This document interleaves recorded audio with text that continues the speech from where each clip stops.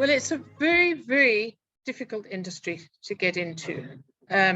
Years ago, it was much easier, but at the moment, to break into the industry, I think you've got to have some imagination, a certain amount of flair. You need to love fashion, be passionate about it. And I think fashion designers know from a very early age that they want to be fashion designers. It's one of those occupations where you just love seeing clothes, you love the feel of fabric, and you know from a fairly early age, you sort of don't wake up at 18 and say, well, I'm leaving school, what do I do? I'll design. So from that point of view, it's one of the easiest decisions to make. But it is a tough industry, and I think one has to go into it with one's eyes open. You've obviously got to have artistic skills. You've got to have drive and determination, because once you start and you go on these courses and go to university and do a 4-year course, you don't want to just throw it away. And when you come out, it might be difficult to find work, which I think a lot of the youngsters are experiencing.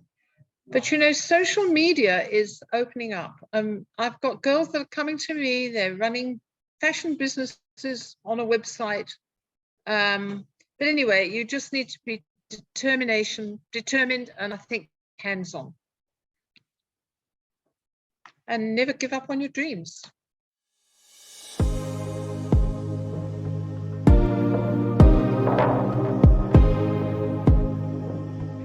Well, as I've said before, I mean, I loved fashion.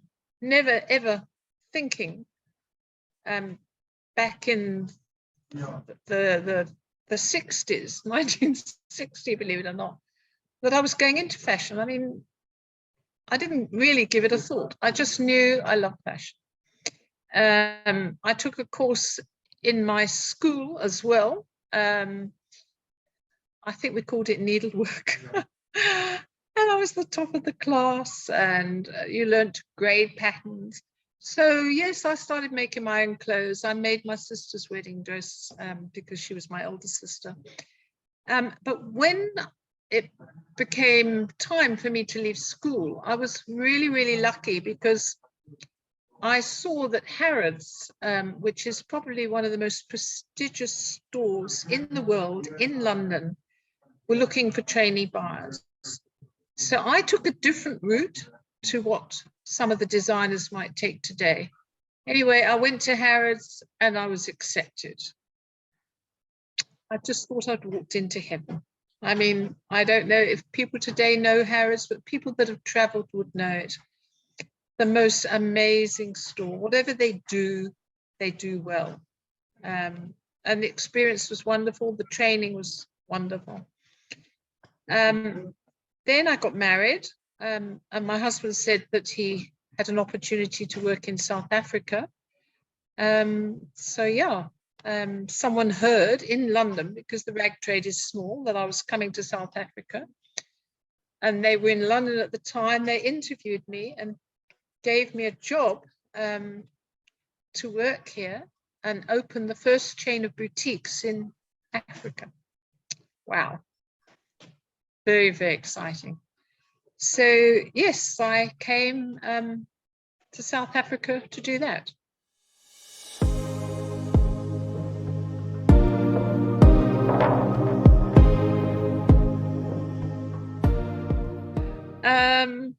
It's been 50 years in South Africa. Obviously, I was in London prior to that. I think Africa is amazing. I love this country. I've had the most exciting, incredible journey. I mean, I came from swinging London at the end of the 60s. I mean, it was the start of the Mini. It was the start of the boutique. It was the start of the Beatles. Everything, the whole world was watching London fashion. They weren't watching Italy then. They weren't watching Paris, New York. Everything happened in London because the Mini started in London. And I opened a chain. As I say, I had the job in England, and I opened 17 shops here working for, people won't know their name. It was a shoe company called Dodo's. And in the first week, they turned around and said, why are we worrying about shoes? You know, a fabulous compliment. And I looked around and I couldn't buy anything. You know, I was now a buyer. And I either had to fly back to London, Paris to do the buying, or I had to do something locally. And you couldn't buy young fashion locally in the early 70s. So I found a team, I found a pattern maker, and I found a small team to work with me. And we traveled overseas, we followed trends, and we brought things back. They would sketch, and we would design and bring things back. And then we bought fabric when we were over there, and we started manufacturing in South Africa. And that was the beginning of what I would call my design career and manufacturing. So yes, about the mid-70s, I started working with factories and making my own range.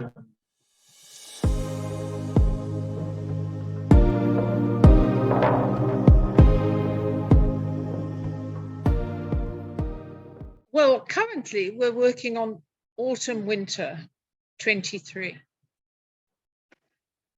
I follow trends closely, and trends have a way of slowly moving on. They don't sort of jump from one fashion to the next, and you can see it coming if you're studying fashion.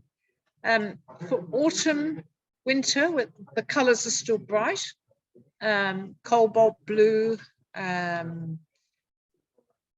lots and lots of green, but more jades. So colors playing an important part, and we're very excited about that. We're taking our summer tweed look, which we launched this summer and which has been incredibly successful in dresses. Very much a Chanel boucle, but sleeveless, pastel colors. We're taking that through to winter.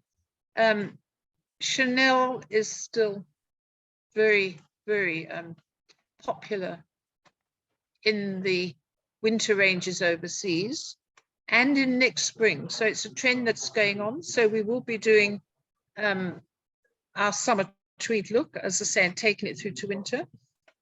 We're doing lots of garments with matching waistcoats. Waistcoats are so popular. They're very versatile. And yes, we're selling waistcoats very well. So we're taking them through to winter. And what is exciting is that you can wear a waistcoat like a blouse and just wear it under a jacket with a matching pair of pants. It looks phenomenal. So that's a big look with us. We always have our signature bodycon stretch.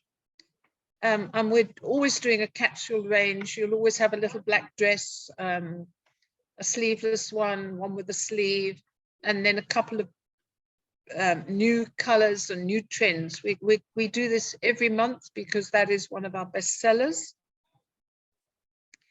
And of course, flesh. You have to show flesh.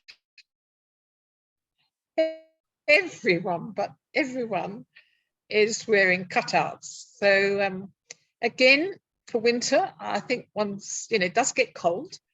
So it's going to be little tops under jackets. And then when it's cool, you just button up your jacket and you can carry on. So yeah, winter's going to be very exciting. We're doing flimsy georgettes in sort of small monochrome type prints. And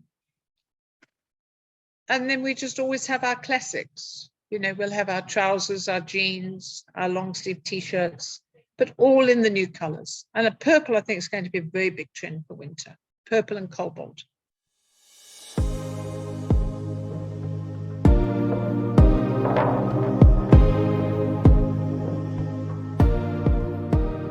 We put new ranges into Edgars every month.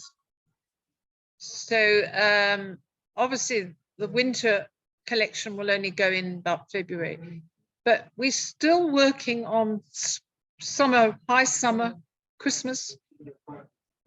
Literally what we designed today is in the store within 4 weeks. This is one of our biggest advantages, because we can do instant fashion. And as someone said to me once, what a pleasure, you know, to plan a range and buy it 6 months in advance. Fashion changes so quickly. We are so flexible. And I think that's one of the very big reasons of our success. But if I had to give anyone any advice, if they want to go into the fashion business, they've got to really want to. And I just think they've just got to get out there and make it happen in one way or another.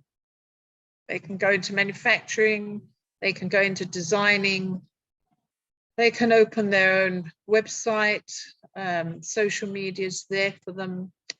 The big chains offer courses. So there's a lot they can do. And yeah, and I think they'll have the most incredible career and love every minute of it.